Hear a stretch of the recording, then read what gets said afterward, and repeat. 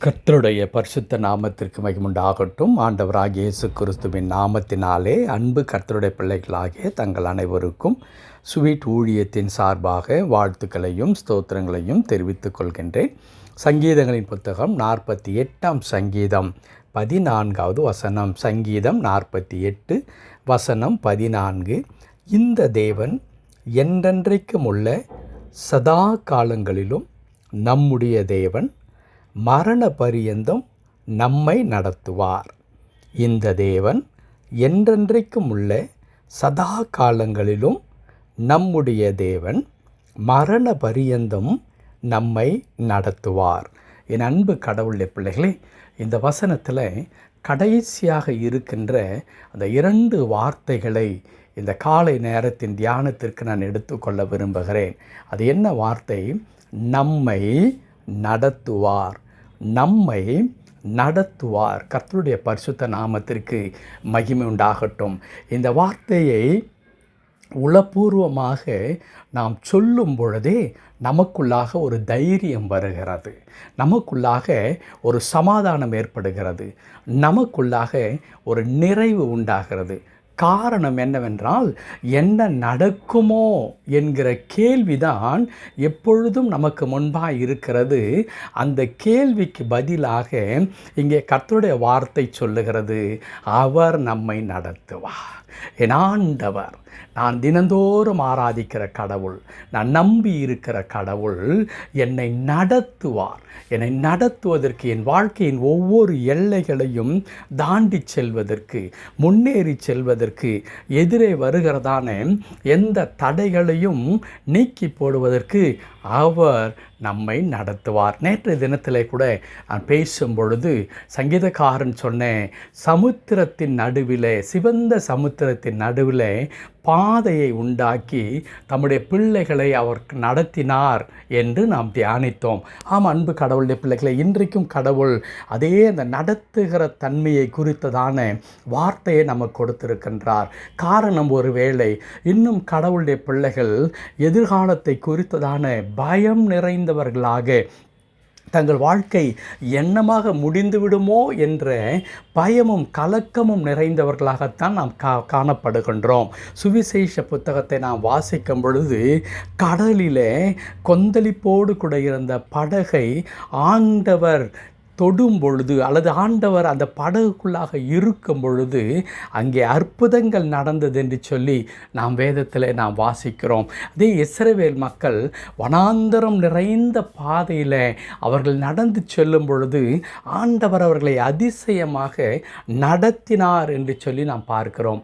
நம்முடைய கடவுள் வழியிலே நம்மை விட்டு விலகி போகிற கடவுள் அல்ல, நம்மை வழியிலே விட்டு செல்லுகிற கடவுள் அல்ல, நம்மோடு கூட நடந்து வருகிற கடவுளாக இருக்கிறார். அன்றைக்கு எம்மாவு சீஷர்கள் துக்கமுகந்தோடு கூட சென்றார்கள். இயேசு அவர்களோடு கூட இணைந்து கொண்டு அவர்களோடு கூட நடந்து சென்றார். எதுவரைக்கும் நடந்து சென்றார்? அந்த துக்கம் நீங்கி அவருடைய இருதயம் கொழுந்து விட்டு எரியும் அளவிற்கு மகிழ்ச்சிக்குள்ளாக வரையிலும் கர்த்தர் அவர்களோடு கூட இருந்து நடத்தினார் என்று சொல்லி பார்க்கிறோம். என் அன்பு கடவுளுடைய பிள்ளைகளே, இந்த காலை நேரத்தில் பரிசுத்த ஆவியானவர் நாம் ஒவ்வொருவரையும் பார்த்து சொல்லுகிற ஒரே ஒரு வார்த்தை இதுதான், நான் உன்னை நடத்துகிற கடவுளாக நான் இருக்கிறேன். No matter in the way in which you are traveling, I am with you. I will take care of you. I'll continue to lead you. அன்பு கடவுளுடைய பிள்ளைகளே, கர்த்தர் அவர் கூட நம் கூட இருக்கிறார். பாதை எப்படிப்பட்டது என்பதை குறித்து கவலை வேண்டாம். என்ன நமக்கு முன்பாக எதிர் வருகிறது என்பதை குறித்து கவலைப்பட வேண்டாம்.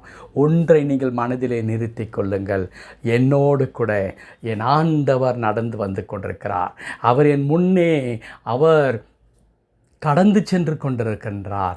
அவர் என்னை நடத்தும் பொழுது என் வாழ்க்கையில் வெற்றி நிச்சயம்.